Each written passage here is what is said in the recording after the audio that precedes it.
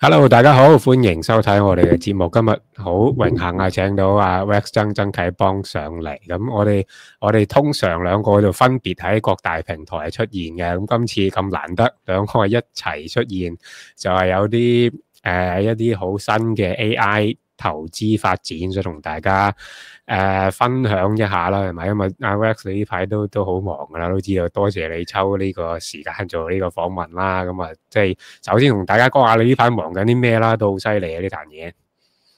係啊，多謝你邀請先啦。咁啊，第一次上嚟呢個節目，咁啊，大家好。咁今次我哋都幾特別嘅，因為我哋今次係同沙特阿拉伯政府啊一齊搞一個全球嘅 Algo 比賽。咁希望發掘全球嘅人才啦。咁而家大家好 hit 啦，即係講 AI、講 Algo Trading、講 FinTech。咁我哋希望透過比賽，咁就揾到全球最強嘅 programmer， 咁寫全球最勁嘅 Algo 係啦。咁而呢個 Algo 咧係會 trade 呢個美股、港股、沙股、外匯同商品嘅，即係金啊油。咁啊希望之後咧勝出嗰個冠軍之後，可以同我哋即係一啲券商啊同資產管理公司合作，咁啊管理一啲真嘅資金啊。好，咁啊點解沙特咧？我記得你哋呢個 contest 俾即係搞過好幾屆啦，點解今次揀沙特咧？係啊，其實我哋過去5年咧，即係2020年開始啊，咁我哋搞咗6次比賽嘅，都係全球 Algo。咁今次係第7次，咁但係呢一次咧，亦都係我哋最大型嘅一次，亦都係首次同沙特阿拉伯政府搞嘅。咁啊，試完就係上年11月啦，我哋同科學園啦，同埋匯豐一齊訪問咗沙特阿拉伯嘅。咁當時我哋見咗一系列嘅官員啦，包括畫面中見到嘅Capital Market Authority 啊，就係我哋今次嘅 Premium Sponsor 啦，亦都有 Ministry of Investment 啦，即係沙特嘅投資部啦等等。咁啊講起就係話，哇！沙特原來而家咧就好想即係由石油經濟變做科技經濟啊。咁所以佢就想搞一啲大型嘅 event， 咁就吸納人才，咁亦都有吸納科技啦。咁所以今次就即係我哋搞咗咁多年比賽，不如就話試下，不如搞一個全球最大型嘅比賽，就吸納人才，同埋希望做一啲 AI 嘅產品出嚟，最後係咁就建立一個 AI asset management 嘅，即係 AI 資產管理嘅一個行業出嚟啊！咁所以就諗起就話不如我哋搞一個比賽啦。咁而今次比賽最特別嘅地方咧，係我哋成個比賽其實係 last for 5個月嘅，咁就由5月24號截止報名之後咧，就會去到9月，而決賽日咧就會喺9月15至17號，咁就同 Money 2020咁就一齊去搞嘅。咁會有一個即係決賽日咁樣，咁大家要 presentation 咁樣咯。咁而 Money 2020亦都係今次最大型嘅 FinTech event 之一啊。咁你簡介下 Money 2020，可能香港嘅朋友未必好熟悉呢樣嘢。好啊，咁其實你會見到就係話如果 crypto 界可能大家都聽過啦，最大型嘅 event 係咩啊 ？crypto 界咁就係 consensus 啊嘛。咁如果 FinTech 界最大型嘅係咩咧？就係 Money 2020。咁 Money 2020其實喺每年咧都會喺唔同嘅州份啊，都會搞一啲叫做FinTech 嘅 exhibition 啦。你當好似 FinTech Week 咁。咁佢啱啱就喺亞洲呢邊搞咗嘅。咁下次咧就係9月份咧，就係喺 Middle East。咁 Middle East 佢哋今次就揀咗沙特阿拉伯，而沙特阿拉伯呢一個 exhibition 咧就係全球最大型嘅一次喺歷史上邊啊。咁我哋可以去片睇下究竟 Money 2020係有幾咁，即係今次有幾咁盛大啦。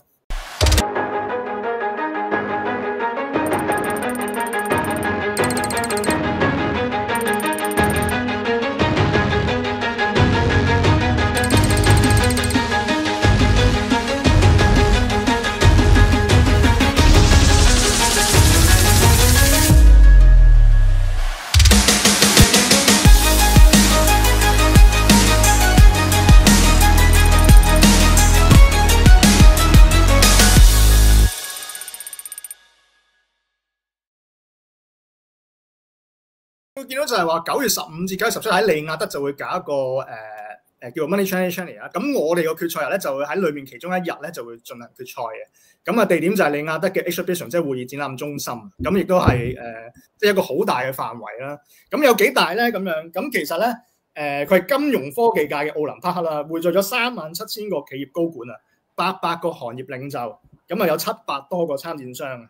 咁所以我哋今次能夠即係有幸同佢哋一齊夾呢個 event 咧，咁啊非常好啦。咁所以即係默默錯過啦嚇。記住，咁我哋個比賽就係5月24號截止報名啦嚇。咁呢排喺呢一種嘅 AI 叫做 algo trading 啦，或者我哋叫做一個直頭係人工智能嘅股票交易啦，發展個 trend 係點咧？而家個 trend 其實係好熱嘅，因為自從 AI 發展即係 GPT 以來咧，好多科技上面嘅突破，咁計算上係快咗好多嘅。咁亦都喺 machine learning 技術上，亦都可以做到好多唔同嘅變化。咁所以而家開始慢慢會有一啲叫 algo 分或者 AI 分嘅嘢，亦都出現啦。亦都美國嗰邊亦都 list 咗一啲 AI ETF 咁樣嘅。咁所以而我哋透過過去5年嘅比賽咧，亦都見到咧，就係由以前可能 rule base 嘅 algo， 即係可能RSI 大過幾多，咁跟住就買入咁樣，或者跌到幾多就沽出咁樣。咁去到變成而家就唔會寫到咁樣清楚，係電腦自己發掘一啲 pattern。咁所以有好多唔同或者叫做好多唔同嘅 model 出咗嚟，譬如一啲 probability model 啊等等。咁所以我哋見到就係話，甚至去到近年有好多參賽隊伍咧係用 deep learning 啊，即係用一啲深度學習或者 reinforcement learning 去寫一啲 algo 出嚟啦。咁我哋亦都見到話啲回報開始變得穩定嘅。咁所以我哋希望透過今次比賽就係睇下而家各高手最新嘅科技去到邊度啊？咁算唔算係即係香港俾人印象不嬲 FinTech 就唔算係state of the art 啦，唔算係全球頂尖啦。咁今次呢個比賽你即係除咗係一個比賽之外，你會唔會當佢係其他嘅標誌性嘅東西咧？對我哋香港嘅金融人才嚟講，有啊，其實我覺得好標誌性嘅。咁首先第一樣嘢就係因為我哋今次咧係同其他比賽唔同嘅，有2個位唔同。第一個位就係我哋用到真錢。咁因為今次我哋如果比賽冠軍贏咗嘅話咧，當然有啲獎品啦，咩 cash 嘅即係現金獎品啊、證書啊等等咁嗰啲不嬲都有噶啦。但係最特別嘅地方就係今次咧，我哋同資產管理公司 Innovest 啦，咁就係嚟緊會做一個產品嘅，咁就係有個真錢喺度。咁嘅冠軍出嚟嘅冠軍同埋過去嘅冠軍咧，就會共同去管理呢嚿錢，咁成為一個產品。而呢個產品最終會喺各大嘅 private bank 啦，同埋某一啲券商嘅 Apps 上面會見到噶啦。咁至於係咩券商嘅 Apps，到時就會再公開，會俾大家知道。咁所以會係由我哋所謂嘅以賽促投啊，即係話由比賽變成真實嘅金融產品，再去到之後點樣促進呢個金融業，再去到透過比賽其實有好多人才嘅發掘，咁成個產業鏈就會出到嚟啦。咁所以我哋希望透過比賽就貢獻呢個香港嘅金融業啦。咁同埋今次比賽其實亦都有唔同嘅 sponsor 啦。咁亦都多謝佢哋，因為令要呢個產品出嚟，中間個過程唔容易嘅。尤其是頭先你都提及過，就係話香港嘅科技俾人感覺好似好滯後啦。咁但係今次其實我哋成個比賽場地咧，其實係喺個網頁上面嘅。而呢個網站咧就係我哋即係今次比賽嘅合作夥伴，亦都係 sponsor 啦，咁就叫 AlgoGene 啦。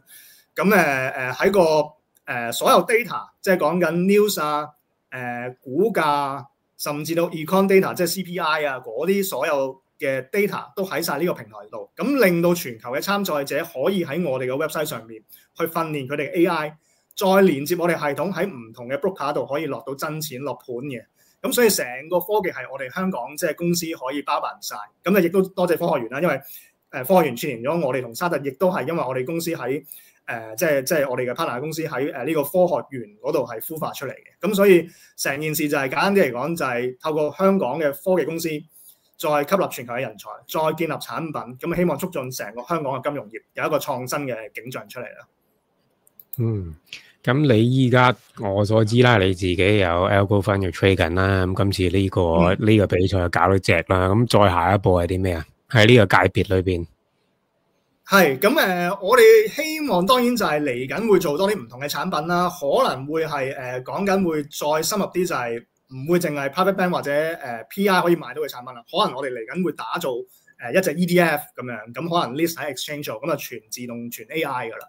咁希望做到呢樣嘢啦。咁同埋因為我知道呢個 trend 大家嗰個 retail 尤其是 retail 嗰邊啦，咁開始投好多 ETF 嘅嘢。咁我覺得呢個係 trend 嚟嘅。咁但係而家嘅 ETF 可能係純粹一個 tracker fund， 即係可能 track 住某個 index。咁但係我覺得將來嘅時候咧，可能會係一啲 smart beta 嘅 ETF， 即係可能會令到用 AI 嘅方法，令到嗰隻 ETF 係 outperform 一啲指數嘅。咁所以我希望呢啲產品亦都將來喺香港嗰度可以面世到，咁大家可以買一啲唔單止淨係買指數啦，可以 outperform 個指數嘅嘢啦。咁呢個係我哋將來嘅願景啦嚇。好啊，咁就再來就仲即係非常期待啦，因為都想見到你成功。香港都冇乜人做呢一種嘅東西啦，咁希望未來我哋就都會更多嘅合作啦。咁啊再 go back 翻去呢一個活動同你個比賽咧，沙特呢一度。咁啱啱又講咗佢今年個規模已經係全球最大啦。咁突然間好 hit 啊，成個 Middle East。咁啊，我哋特首又去啦，跟住Trump 亦都走咗去啦。咁會唔會再進一步強化你成個 event 同個比賽嘅一個勢頭又好，同埋實質上嘅 impact 咧？係，其實今次係啊，即係都算啱啱好嗰個時間點啦。因為其實我哋搞呢個比賽，其實我哋籌備咗好耐嘅。其實上年嘅5月份，即係啱啱1年前啦，其實已經可以籌備。咁籌備咗半年，跟住11月就約見，即係跟科學園同埋匯豐跟住去約見啲官員啦。再去到依家，其實都已經籌備咗1年嘅時間。咁而咁啱當時其實唔會知道特首會去呢個時間去中東㗎嘛，所以個時間點其實真係好巧合啦。咁大家都睇到新聞啦，咁就講緊話，即係NVIDIA 啱啱就同沙特嗰邊簽咗個協議，咁就會即係賣出呢個或者叫輸出1.8萬塊啊，係啦，18000塊一個 GPU Blackwell 嘅晶片俾沙特阿拉伯嘅一間公司叫 Huming 嘅一間公司啊。咁係啱啱成立嘅啫，一間 AI 公司，咁就想打造全球嘅一個 AI 中心。咁裏面當然有唔同嘅範圍，可能係 AI Medic、AI 即係 AI 醫療啦、AI 科技啊、AI 金融啊，總之所有嘢嘅算力，如果需要嘅話，就希望用沙特個算力中心。咁所以咧，令到成個國際嘅科技嗰個政局或者叫做嗰個競爭力啊唔同咗，因為喺1月嘅時候咧，大家覺得AI 其實應該就係美國同中國之爭，因為 DeepSeek 出咗嚟。咁原來而家唔係啦，而家有第3股勢力就係中東。咁所以成件事咧就會多咗一個vendor 喺度，或者多咗一個hub 喺度啦。咁而家就變咗好多機會啦。即係譬如如果香港嘅人才，如果你係 programmer 嘅話咧，其實而家多咗一個地方，咁就係透過呢個比賽，可能有機會就係將你嘅programming skills 或者你嘅能力可以有機會接觸到中東嘅 market。咁所以有機會係香港專才嘅一個跳板嚟嘅。咁而家多咗個新嘅途徑。咁我亦都即係希望透過今次嘅比賽咧，可以達到呢一點。咁我哋今次比賽其實係我即係講緊5年前翻嘅一個協會叫做 Algotrans Association 啦。咁就係演算交易協會，係一個 NGO 嚟嘅。咁就舉辦嘅，同 Money Channel 同埋沙特政府一齊搞嘅。咁所以其實我哋個會呢個宗旨其實好簡單嘅啫，就係希望透過比賽發掘人才。咁而我哋咁啱今次就叫做食正呢一個 AI 嘅熱潮啦。咁啱又係沙特而家做緊一個 Vision 2030啊，一個願景啊。咁就係佢哋嘅5年嘅規劃啦，即係嚟緊仲有5年啦。其實佢講緊2016年已經開始規劃緊㗎啦，就係希望將沙特咧打造成為旅遊、AI 科技等等嘅一個中心啊。咁我而家做緊一個由石油經濟，咁就變成一個 AI 算力經濟同埋新經濟嘅一個國家，咁所以係一個好好機會俾我哋香港嘅人才做一個跳板啦。咁其實可以睇睇佢哋嗰個片段啦，即係我哋有一個沙特究竟嚟緊點樣做一個 transformation， 我俾大家望一望，咁大家了解多啲點解會變成一個機會，就係佢哋有一個2030嘅願景啊。咁可以去片。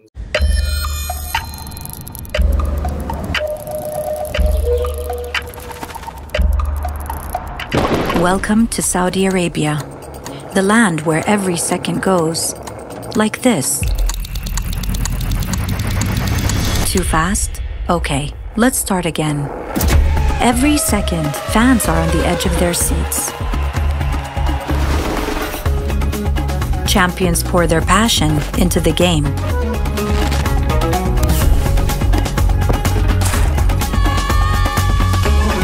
New houses become new homes, where memories are made and milestones celebrated. Trees are planted, creating a greener tomorrow for future generations. Every second, patients get the care they need from the comfort of home. Distant horizons become new dawns, inviting exploration and discovery. Pilgrims pray in divine harmony. Stories are illuminated with renewable energy. Dreams become today's reality. Every second, visitors from all over experience our breathtaking landscapes and warm hospitality. In Saudi Arabia, every second is full of opportunity.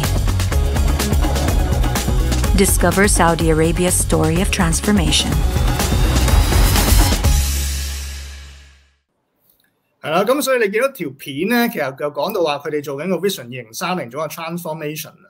咁講緊嘅就係話即係佢哋希望你見到裏面頭先有提過嘅 F1 啊，即係 e-sports 啊，甚至去到 ESG 啊，即係 green 啊，再去到即係我哋今次比賽就係 FinTech 啊 AI 方面。咁所以其實佢哋嚟緊會做一個好大嘅轉變，亦都做好多嘅投資。佢哋所謂嘅 Giga Project 啦。咁所以我相信會係一個機遇啦。咁啊俾我哋香港甚至全世界其他嘅program 一個機會去發揮自己啦嚇。好，咁嗱呢個比賽係第一個嘅叫連接點啦，或者叫其中一個連接點啦。咁有冇即係除咗贏之外咧，有冇機會 explore 下我哋香港嘅金融專才多啲機會去中東度發展咧？會唔會再？其實有㗎，因為今次咧我哋有唔同嘅sponsor 啦，咁第一個當然頭先你都有提過 Capital Market Authority 啦，其實佢哋不斷去想多啲人去投資沙特嘅stock market 嘅。咁如果今次我哋 Algo 個冠軍出嚟之後，相信應該會有好多沙特相關嘅 AI 產品會走出嚟啦，即係我哋個科技會幫到佢啦。咁亦都係即係人才可以同佢哋合作去搞啦。咁另外仲有就係Ministry of Investment 啦，咁啊仲有 FinTech Saudi 啦。咁佢哋都係 look for 緊人才，即係佢哋想全球嘅人才去佢哋當地去發展嘅。咁亦都係希望啲 startup 啦，即係如果假設你係做緊 AI 方面嘅 startup 啦，咁佢哋都希望即係啲 startup 喺嗰度落戶啦嚇。咁所以今次我哋亦都有同即係除咗科園啦，咁亦都有 Cyberport support 我哋嘅。咁所以呢一方面亦都係做個跳板，即係除咗個體戶即係講緊你 programmer 之外啦，咁可能初創公司都會係一個機會啦。咁另外仲有當然就係即係一啲數據嘅 vendor 啦，都有support 我哋，譬如 AWS 啦。咁另外仲有嚟緊都會有啲大型嘅科技公司都會 support 緊我哋嘅。咁所以會係一個幾闊嘅跳板嚟嘅，即係會係 programmer 啦，再加埋初創公司啦，甚至到去金融公司嘅嚇。咁所以人才方面我哋覺得唔單止今次比賽，因為我哋其實個 planning 就係話往後每年都希望同沙特阿拉伯政府一齊搞嘅，咁希望就係越做越好啦。咁所以而家暫時即係我哋 promote 咗咁耐，我哋反應非常熱烈嘅，即係參賽者嗰方面。咁除咗 programmer 之外，其實都有一啲 prop trading firm 啦。咁其實見到佢哋都會有報名到啦。咁我哋希望打造一個數據樞紐啦，咁啊創造一啲新嘅產品出嚟。好，非常好啦，咁啊，即係先祝你成功啦，即係我哋都會成功嘅，你成功。咁再喺現實少少講咧，你屬於第一批，即係唔好話第一批啦，叫先行少少嘅人去接觸中東或者係沙地啦。你 personally 你同佢哋交流啊、交手，你有冇覺得有啲咩特別，或者有啲咩要留意，或者你覺得好有趣嘅嘢？有啊，其實佢哋好 open-minded 嘅。同埋佢好肯 take risk， 即係話佢哋明白到創新係要跳出自己嘅 comfort zone， 跳出個框框嘅。咁所以你見到好大轉變。如果大家仲記得沙特阿拉伯其實以前係一個保守嘅國家，譬如話女性係唔可以駕駛嘅，即係揸車都唔得 ，driving license 係唔可以。但係16年之後即係前幾年其實已經容許啦。咁同埋以前可能比較封閉少少，而家佢係希望打造旅遊業。咁所以佢容許外國人開始喺嗰度落戶，咁所以其實你頭先講得啱，我哋係先行者，咁所以我個機遇係好大嘅，同埋佢哋而家係幾肯去投資呢啲嘢，咁佢哋覺得尤其是油價啦，之前係咪早2年前係咪曾經負油價嘅？咁令到佢哋覺得個收入來源唔可以只係得石油。佢哋應該用石油賺翻嚟嘅錢開始要換其他嘢，石油以外嘅東西，可能係科技。咁而家好明顯，AI 會係佢哋首選嘅嘢啦。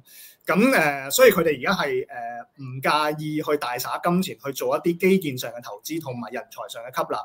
咁為咗達到呢個目標啦，咁我哋亦都即係呢個比賽即係就住呢方面幫咗佢。咁我哋其實聯絡咗唔同嘅大學。咁就透過佢哋嘅 network， 咁就將呢個比賽 promote 去俾佢哋嘅 alumni 啦、同學仔啦，甚至到CFA 嘅 society 啦，係啦，咁希望 working level 甚至而家嘅同學都有機會可以把握到呢個機遇咯。咁所以如果你話有趣嘅地方就係佢哋打開咗道門啦，咁所以大家可以同佢交流下，就透過比賽。咁機會難得啦，我自己會覺得，因為其實2030年之後究竟係咪會再有第二個 plan 冇人知，但係至少仲有5年時間，就係佢哋肯接納新嘅事物。咁亦都係呢個原因，點解我哋即係特首李家超先生都去咗嗰邊做啲訪問，亦都點解見到特朗普去咗嗰邊做個訪問，就係因為道門打開咗。咁所以好把握呢個機會啦，因為今次個比賽係第一次啦，同沙特搞。咁截止日期係5月24號係嘛？係香港時間24號，香港時間係啦。咁我可以講個賽制啦，同埋個時間啦。咁我哋呢度其實有個 timeline 嘅，咁我放大少少俾大家望一望。咁5月24號就會截止報名噶啦，係啦。咁即係仲有1個禮拜時間到。咁而家報名反應非常熱烈啦。咁全球各地啊，咁香港當然有啦。咁我哋8大院校亦都邀請咗佢哋幫佢 promote CFA 等等。咁另外其他國家包括有美國啦、歐洲啦、印度啦、澳洲啦。中東啦，係啦，咁日本嗰邊都有，日本、韓國，咁所以其實都好全面嘅，即係好覆蓋面好大。咁今次，咁所以直接報名就5月24號啦。咁我哋5月25號就會即刻做 briefing 噶啦，即係就會介紹究竟，即係如果參加賽之後喺我哋平台上面個 website 上面點樣去使用我哋個平台去 train 你個 AI 咧，係啦。咁跟住之後會有1個月嘅時間啦，咁去到6月25號就係個 deadline 啦。1個月時間喺我哋平台度寫曲，你就要喺上面撳 submit，咁交個曲。咁我哋平台上面咧就做晒所有 back test，訓練你個 AI 究竟個回報係點啊等等，咁就做晒。咁跟住之後咧就會喺7月1號到8月31號咧有2個月時間咧就會接入一個 live 嘅 data 嘅，即係講緊係即時嘅數據。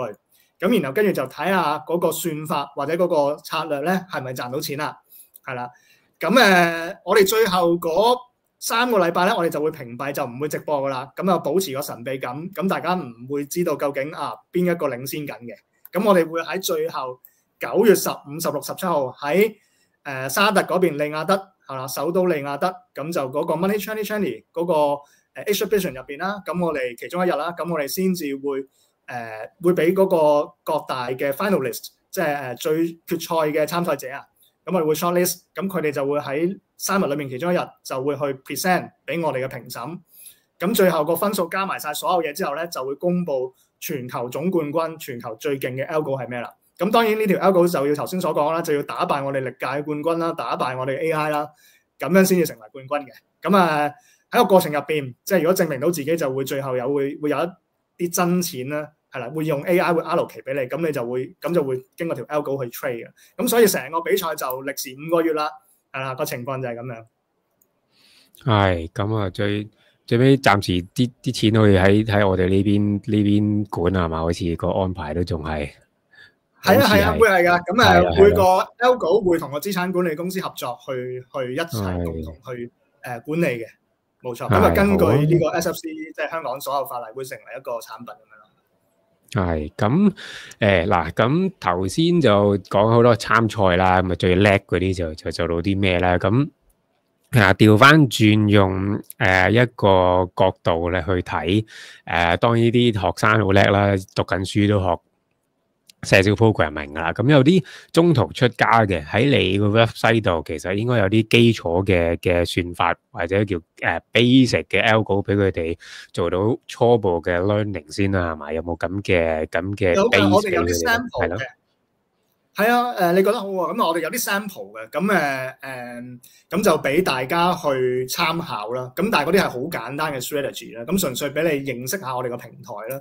咁我哋有咩 resources 俾參賽者咧？咁首先今次我哋嘅覆蓋範圍其實就會係股票啦，港股、美股、沙股，咁跟住外匯啦。外匯其實我哋講緊係G8 currency 啦，即係最大嗰8隻啦，歐羅啊、yen 啊、磅啊等等啦。跟住 commodity 就金啊、油啊、大豆嗰啲都有嘅，係啦 ，silver 銅啊嗰啲都有嘅。咁我哋會有晒 market data 俾你啦，新聞啦，跟住 GDP 啊、CPI 等等所有全球嘅數據俾你去 train 你嘅 AI model 嘅。咁而喺邊度 train 啊？咁就會係喺我哋個 beta engine 嗰度嘅。咁我哋喺5月25號啊，咁會有個 briefing 嘅，咁就全球 briefing 啦 online 嘅，咁就會話俾大家聽究竟個 system 點樣用啦，同埋會有一啲sample 俾大家，係啦，咁等大家知道究竟一啲算法究竟應該係點樣嘅，咁令到大家容易啲上手。咁呢度亦都有條片嘅，咁就係講緊話一個 beginner guide， 即係點樣用我哋個系統嘅。咁呢個條片就喺度，咁所以喺報名參賽之前，大家亦都可以留意下啦呢條片。咁亦都我哋有一個 GPT 去輔助嘅，咁我哋亦都係全球第一個比賽啦，我哋會應用到OpenAI 嘅 GPT 4.1啦，咁去幫啲參賽者咧去寫一啲曲嘅，咁所以令到個參賽者容易啲去 handle 呢件事啦。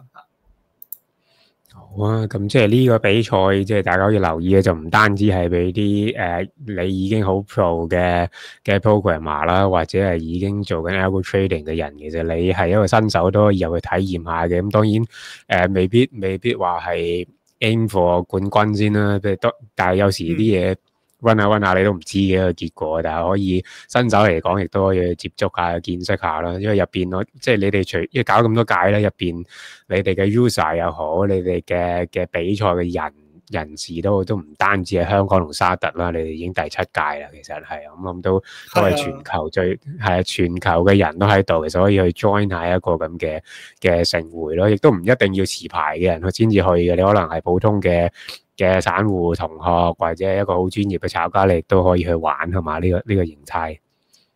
係啊，冇錯啊！今日我哋其實唔單止係同學仔嘅，如果你已經係畢咗業啊，已經係 working level 啊，咁都可以。因為我哋而家現有嘅參賽者，因為而家好踴躍啦，咁我哋見到有一大部分其實都係 master 或者 PhD level，咁相信佢哋當然已經畢咗業啦嚇。咁所以係總之你有曲，即係你識得寫 coding 嘅。咁有一定嘅新手嘅話，其實都歡迎你參加啦。咁新手亦都可以嘅，因為 GPT 會幫你。咁今次個 judging criteria 其實無論你係新手舊手都好，其實都按住一個準則嘅啫，即係點樣勝出呢個賽事咧咁樣，或者叫做有咩準則咧？咁其實好簡單嘅啫。咁我哋其實就睇嗰個頭先我話7月1號到8月31號有2個月嘅 live 噶嘛。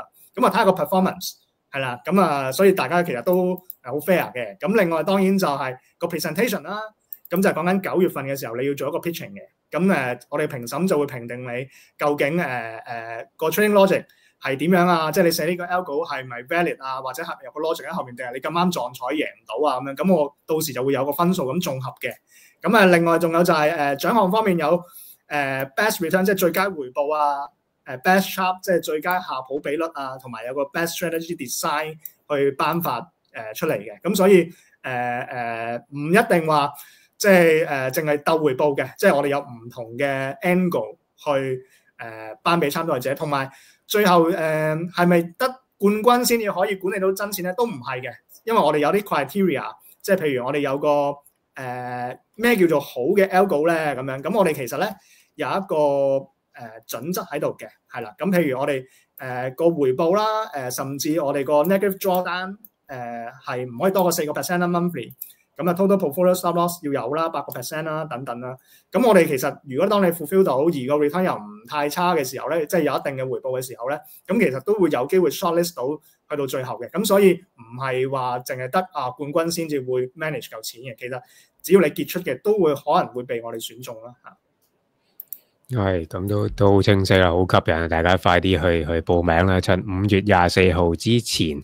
咁就都仲有冇咩補充啊？都好清楚啦，好似講得係嘛？係啊，仲有少少補充啦。係咁有啲朋友仔就問9月嘅時候係咪一定要飛去沙特咧？咁樣咁同埋會係點樣嘅安排咧？咁因為我哋有兩種，到時會有兩種嘅。咁就一種就係online 啦，係啦，即係如果出席咗 online 做 presentation 啦。另一種就係 physical 嘅 ，physical 就係到時我哋就會揾一個airline 啦，到時會有機會會 sponsor 一啲機票俾一啲 shortlisted 嘅一啲參賽者。咁所以我覺得亦都今次參賽入邊即係冇報名費，亦都冇其他嘢嘅，即係基本上你就報名任何人都得嘅，咁啊免費報名。咁所以我覺得到時亦都有得選擇咯，即係究竟係 virtual 定 online。咁所以大家都唔需要太擔心，因為我聽到有啲參賽者都有問我哋究竟係點樣安排啊咁樣。